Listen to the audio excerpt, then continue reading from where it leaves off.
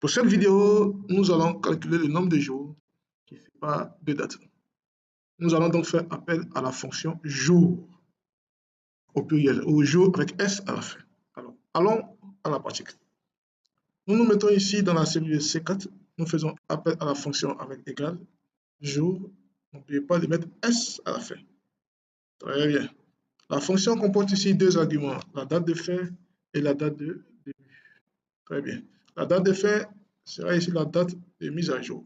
Donc, nous allons dans un premier temps mettre ici la date de mise à jour. Alors, la date de mise à jour serait équivalente à la date actuelle à chaque fois que nous allons ouvrir notre classeur qui est nommé fonction jour.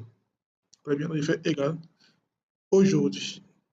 Cette fonction renvoie à la date du jour. Donc, je ferme la parenthèse et nous sommes bien au 26, 8e mois 2025.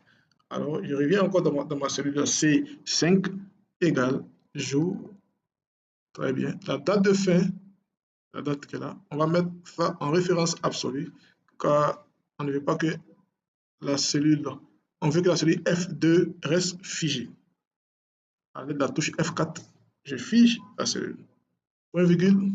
Et là, on va mettre la date de début qui sera ici la date de facturation. Là, comme je veux que à chaque moment qu'on passe à une ligne inférieure, je veux que la cellule aussi se décale. Donc, je n'ajoute pas de référence. Cette cellule n'est pas une référence absolue. Donc, pas besoin de mettre les dollars autour de la cellule. Je ferme la parenthèse. OK.